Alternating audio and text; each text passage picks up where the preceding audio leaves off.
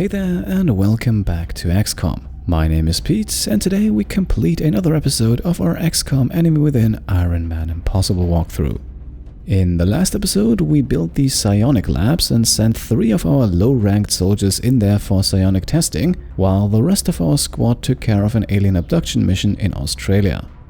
During that mission, we were able to capture a floater alive for interrogation, and we also received Assault-class soldier Luisa Santoso as a reward for completing the mission. Near the end of the episode then, we unlocked plasma rifles, and that is exactly what we'll start today's episode with. First things first, however, let's quickly head over to the Grey Market, where we can sell all of our sectoid commander and muton corpses. They are no longer needed in any research or engineering projects, and by selling a grand total of 32 corpses here, we can make ourselves a decent amount of cash. Up next, we'll then stop by in engineering and purchase 2 plasma rifles, which will cost us quite a bit, both in credits and materials. To get 2 rifles, we need to spend 420 credits, 56 units of Illyrium and 70 alien alloys, but the purchase will be well worth it as this is the best assault rifle in the entire game. We are now left with just over 150 credits and no other projects to take care of, so I would say let's start scanning. We've got an incoming transmission, Commander. Guess who? Alright, looks like the XCOM Council wants to talk to us, and this mission right here is actually one I have been waiting for, as it is the first mission in the Operation Progeny quest chain. It always activates a few days after the XCOM base is assaulted by the aliens, and it takes place on a dam in France, where a transport convoy has apparently been attacked by aliens. So whatever the truck was carrying, it seems to be important, so let's assemble our squad and investigate. Excellent. We look forward to seeing your progress. Right, so with a good portion of our promising new recruits still undergoing psionic testing, we won't make a lot of changes here. We will, however, give our 2 plasma rifles their first taste of action today. One of them will go on Emilia, who will also switch out her alien grenade for a gas grenade. I actually don't want to spoil why just yet, but if things go according to plan, then you will see soon enough. The second plasma rifle will then actually go on our Assault Adam, because despite the scatter laser's very high critical hit chance, the plasma rifle generally does even more damage. We will also switch out the arc thrower for a second alien grenade. Unless I am severely mistaken, we won't run into any aliens we haven't yet captured on this mission. And that's it. Let's get started with Deluge, a very unique mission, and hopefully one that ends successfully for us.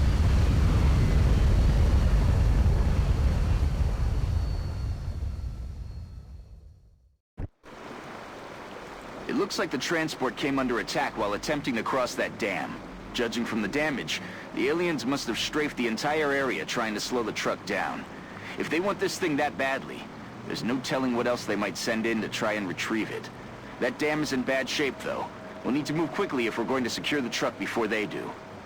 Alright, so here we are on the aforementioned dam in France. We can see parts of the attacked convoy ahead of us, and the map here is actually incredibly linear. All we have to do is fight our way through to the truck at the end. However, as you can see in the top right corner, we are on a timer. There are ways to extend that, and we'll discover those in a moment. Generally speaking though, the timer for this mission is fairly generous.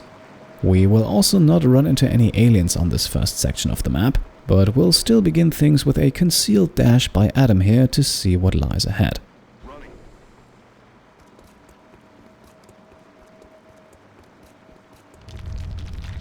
The dam has already taken heavy damage, but it looks like we can delay the collapse if we open the bypass valves positioned along the way to the transport.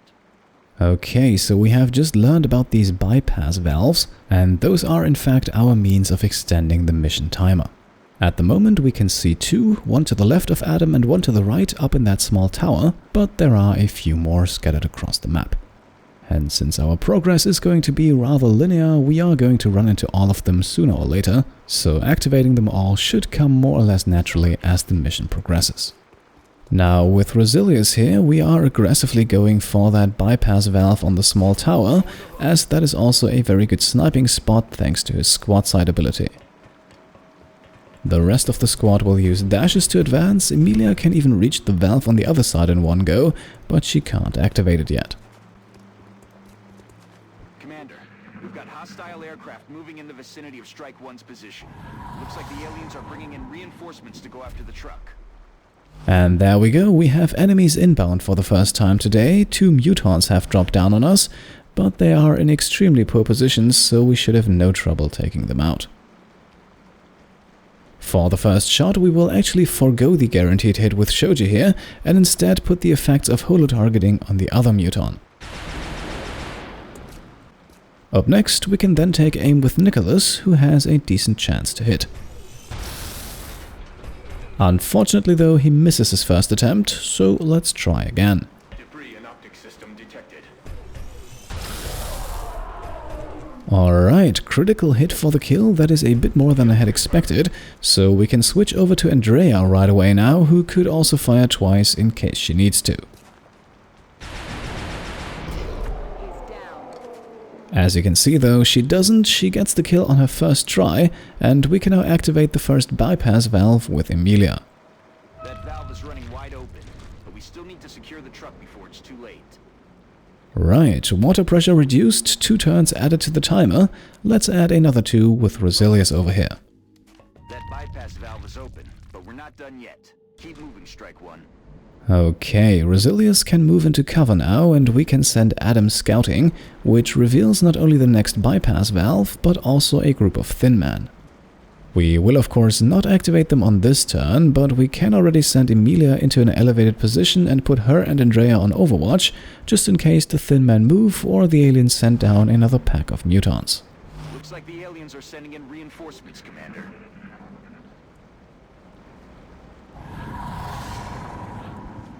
Alright, no mutants, but instead we have plain and simple sectoids dropping down, an easy target for Emilia's brand new plasma rifle, which absolutely decimates the first sectoid here. Unfortunately, the remaining 2 sectoids are now also backed up by a mechtoid, and all 3 enemies have gone on overwatch, so we have to be very careful with our moves, especially with the group of Thin Men also still waiting in the shadows. Our first shot will therefore be with Emilia again, who has a solid hit chance against yet another sectoid here. Kill confirmed. Alright, lovely. 1 overwatch less to worry about. Up next we will now launch a shredder rocket with Andrea. Rockets away.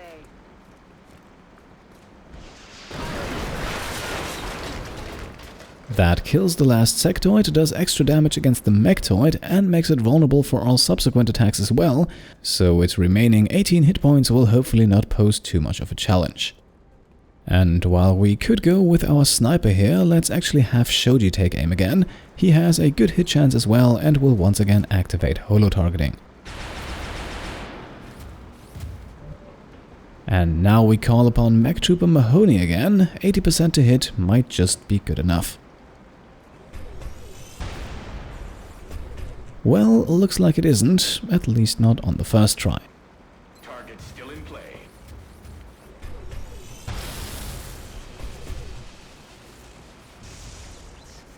Kill confirmed, no rounds. Alright, there we go, all active enemies have been defeated, and while we could now take a shot at the Thin Man, we will instead put both Adam and Resilius on overwatch and end our turn right here.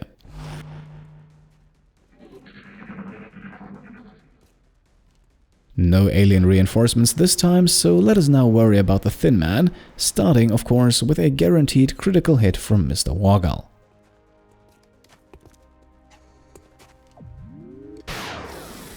Nailed him. Weapons hot. Okay, this activates the other 2 who can't actually see any of our soldiers yet, so they both retreat into full cover for now. We do however have a second shot with Resilius thanks to double tap, so let's make use of it.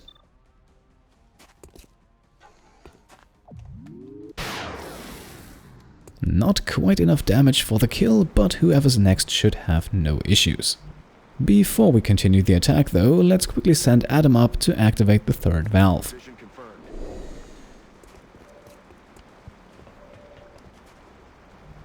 Good work, Strike 1. That'll buy you some time to get to the truck. As you can see, Adam is now also in a flanking position, but let's see if Emilia's hit chance is a little better. I'm on the move.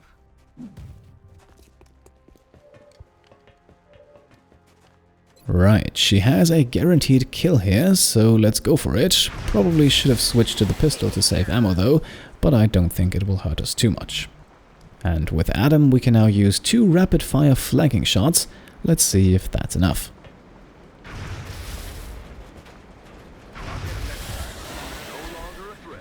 Alright, first shot misses, second one hits, and that's all enemies taken out for now, so let's move the rest of our squad up, reload Nicholas's railgun and put our 2 heavies on overwatch.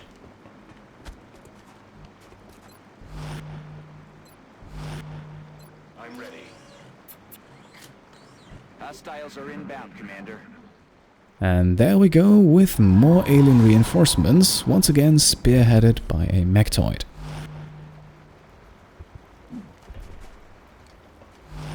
We also have 2 sectoids drop down to support it, but thankfully the mechtoid was the first enemy to land, so it is the one drawing reaction fire now. Shoji even hits for 5 points of damage, but once again we now have to deal with 3 overwatching enemies. As you can see though, one of the 2 sectoids is currently out of sight, so if we're careful we might be able to avoid its reaction fire. The other sectoid meanwhile has to be eliminated before we can move, and that is a job perfectly suited for Sniper Resilius.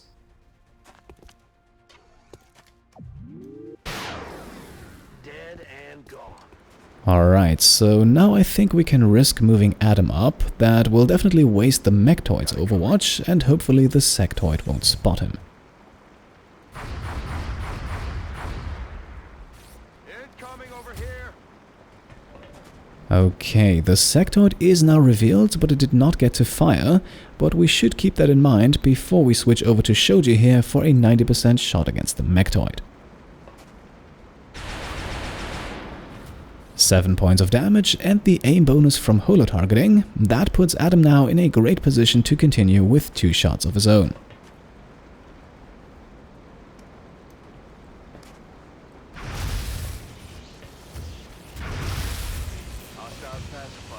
Lovely, he delivers way more than the needed 12 points of damage, so all we have left now is a single sectoid, and I think moving Emilia up a few tiles will not actually trigger any overwatches, and indeed she safely gets into position and can now go for the kill.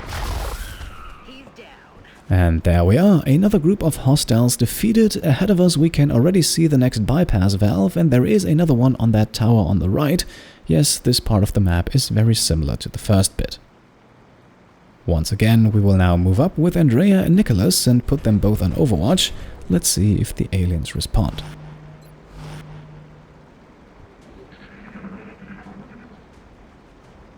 Alright, we thankfully have a turn to catch our breath here, so let's scout ahead with Adam and look for any signs of trouble. Okay, nothing so far, but since he'll be the one to activate the bypass valve next turn, we won't move any further, and instead take a look over at the other side of the dam with Emilia. Aye, aye, Commander. And that looks clear as well, so Andrea can now take the spot in the middle. Moving. Shoji and Nicholas will catch up, Resilius will stay put, and then we can activate a round of overwatches and wait out the alien's turn.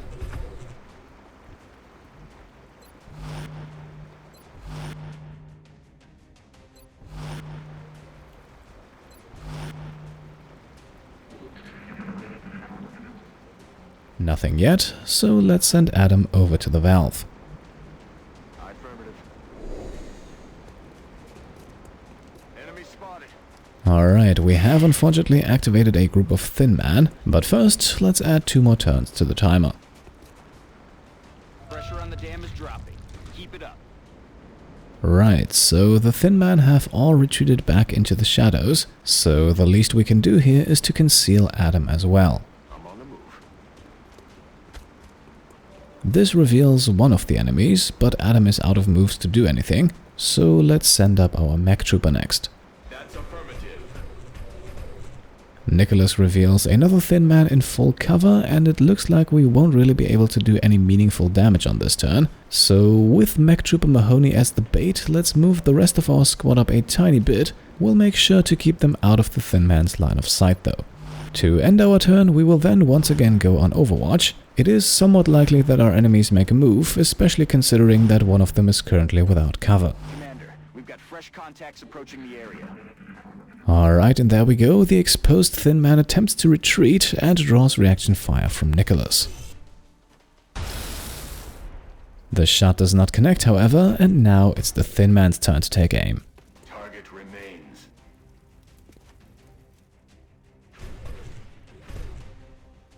Hostile fire at my position. That one goes wide as well though, and now it's back to Nicholas. His reactive targeting sensors allow him to return the favor. Hostile neutralized. That gets rid of one Thin Man, and now we have a third one emerging from behind the burning vehicle, but our first volleys of reaction fire from Shoji and Andrea do not get the job done. Luckily though, we have Sniper Wargal high up in the watchtower. See you in hell. Now we have enemy reinforcements coming in. Once again, mutons are dropping down. One on top of the truck here, immediately vanishing out of sight, and the other one right next to Emilia.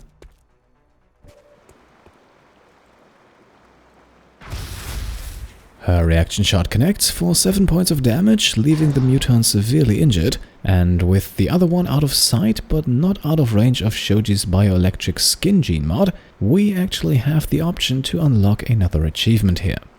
Of course, we should not entirely forget about that last Thin Man either, but for now I feel like we have more pressing concerns. Now, before we go after the Tingling Sensation achievement, let's quickly get rid of the already injured mutant with Nicholas.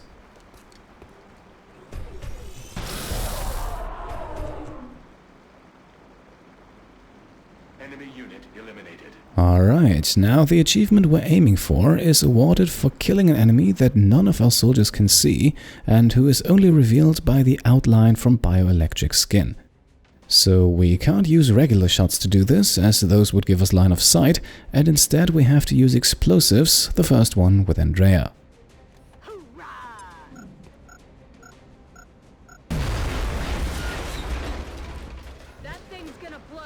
That does 6 points of damage. The mutant is briefly revealed, but then immediately vanishes out of sight again, so let's follow up with a grenade from Adam for the kill. Frag out.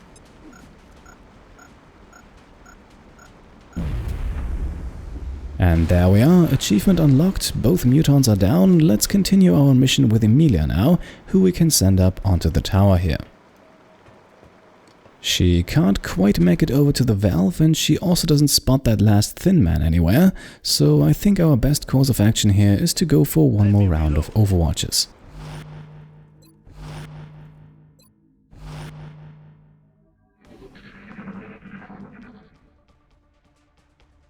No reinforcements, no Thin Man, so let's use the opportunity here to activate the next valve and buy ourselves some time.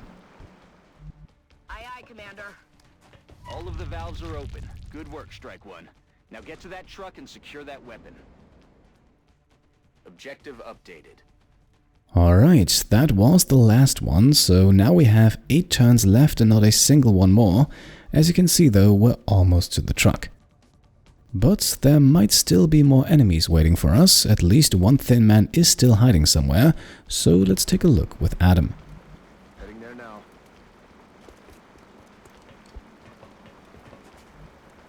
Okay, interesting. Nothing so far. I had actually expected the Thin Man to be revealed here, but it looks like we have one more turn to get everyone a little closer to the truck and keep our eyes open for reinforcements. Aye, aye, Commander.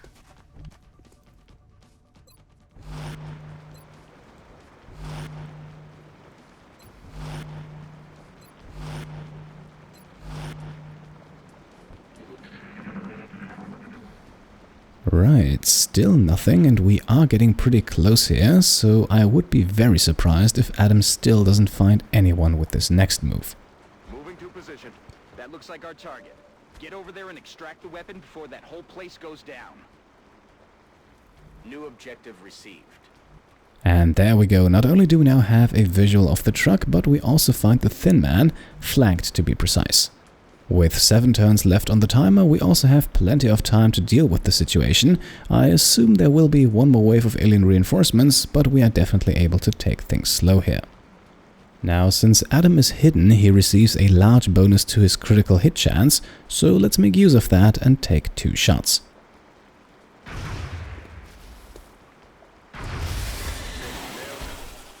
Awesome, the second shot gets us the kill, and now everyone else can move up and activate yet another round of overwatches.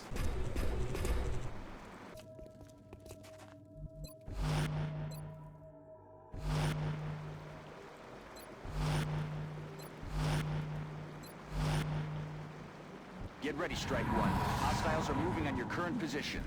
Alright, looks like we have another sectoid-mechtoid combo coming down here, who do of course not get onto the ground without triggering a barrage of reaction fire. Shot failed to connect. To make things a bit more difficult, however, we are facing not 1 but 2 mechtoids this time, and unfortunately the sectoids are drawing all of our overwatching shots, so we begin our turn with 2 full health mechtoids. Not an easy task, to say the least, so I think a rocket is appropriate here, which will also detonate the car next to the mechtoid. Going hot. Okay, so it looks like the vehicle explosion also benefits from Andrea's heat ammo bonus, causing a total of 18 points of damage with 1 move. That certainly makes things easier, as we can now follow up with a guaranteed hit from Shoji. And with holo targeting providing the aim bonus, let's continue with Mech Trooper Mahoney.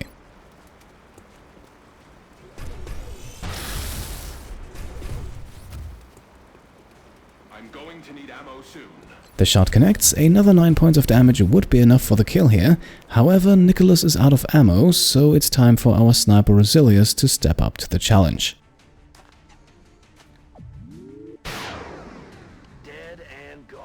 Lovely, the critical connects, the mechtoid is down, let's see if we can also eliminate the other one.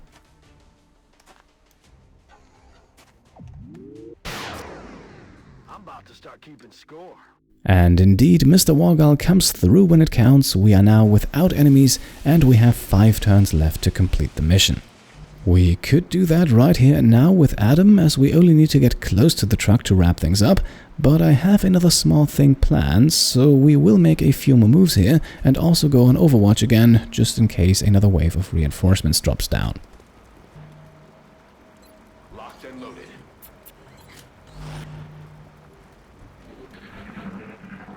Okay, no new aliens incoming and we still have a few turns left, more than enough to unlock another achievement. Now, I will admit this is going to look a bit cheap, if you will, but then again it's a tough one, and if we're being overly correct, it's not even available on PC, just on console, so we might consider this an extra. Now, what we want to do here is to cluster as many of our soldiers together, with Nicholas right in the middle and Emilia a few steps further away. We will then end our turn with a few reloads, and on the next one, we are using that gas grenade we brought with Emilia to poison 3 of the 4 soldiers in front of us. Nicholas is a mech trooper and therefore immune.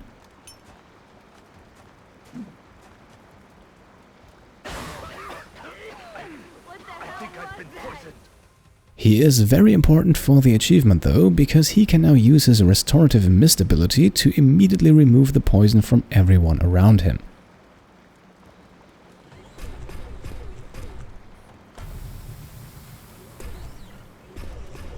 And there we are, we have cured poison 3 times now, but for the achievement we need to do it 5 times in the same mission, so let's just skip to the next turn and repeat the entire process.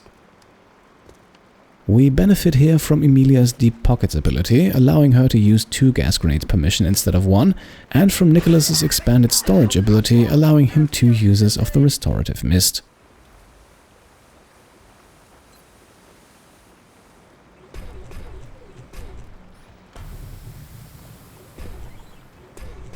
And here we are, with 6 poisonings cured, we have just unlocked the Poison Control achievement. Again, maybe not in the way it was intended, but still very much within the limitations of the game.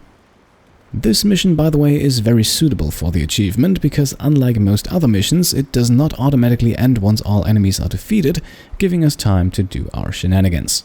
Now, however, we have nothing else to do but to see what's so important about this truck ahead of us. That's affirmative.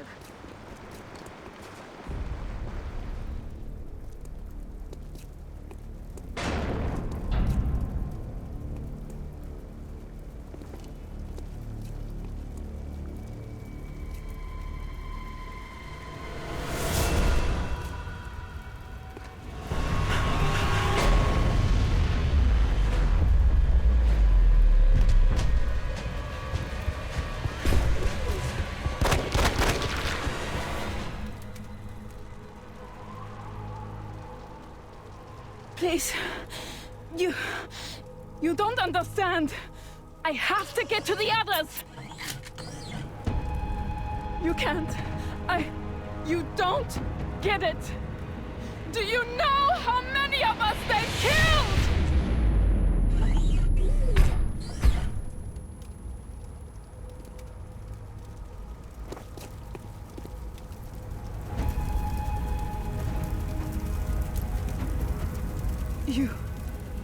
You can kill them? But how? Please, you have to help me find the others. Great work out there, Commander. It looks like the weapon everyone was after may be even more valuable than we thought. Alright, there we go. Another achievement is unlocked for completing the mission, and we have just found a rather interesting person here, apparently possessing certain capabilities and not opposed to the idea of joining our cause. So, let's get back to the base and see who we're dealing with.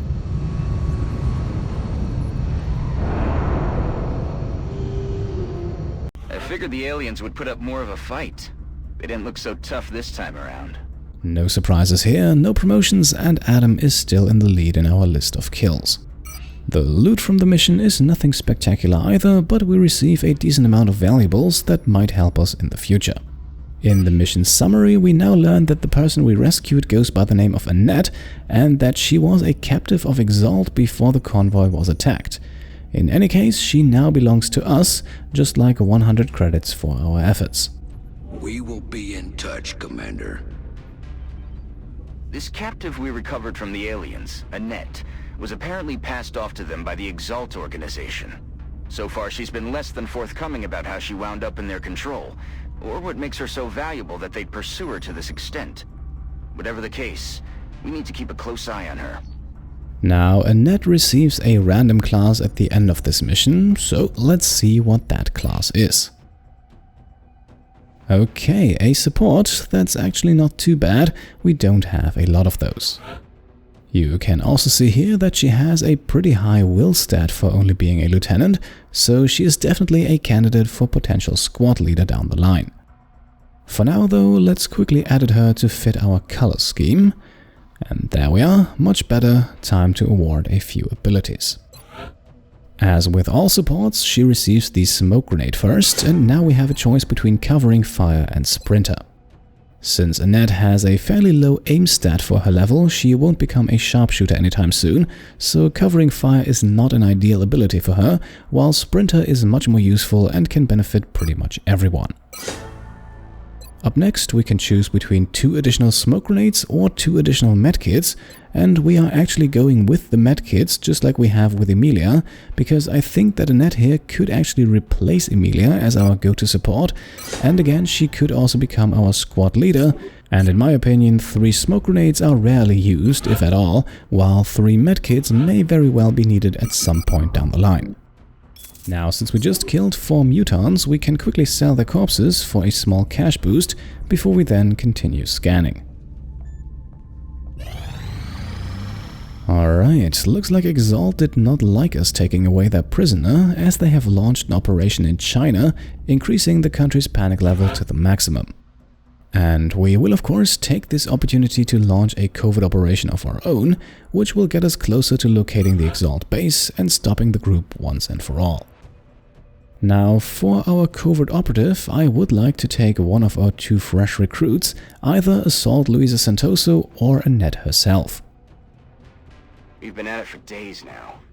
All I can think about is my bunk. Louisa would be able to throw a couple of grenades and perhaps do some solid damage here and there if we give her a plasma pistol, while Annette would probably embrace her supportive role more with a smoke grenade and perhaps a medkit should it be needed.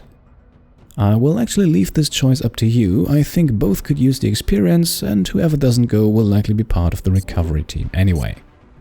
So use the poll that should be on screen right now to cast your vote, and we'll then equip and send off our undercover operative in the next episode. For today, we can make the cut right here. As always, I hope you enjoyed today's episode, and if you did, then I would of course be very happy if you could leave a thumbs up.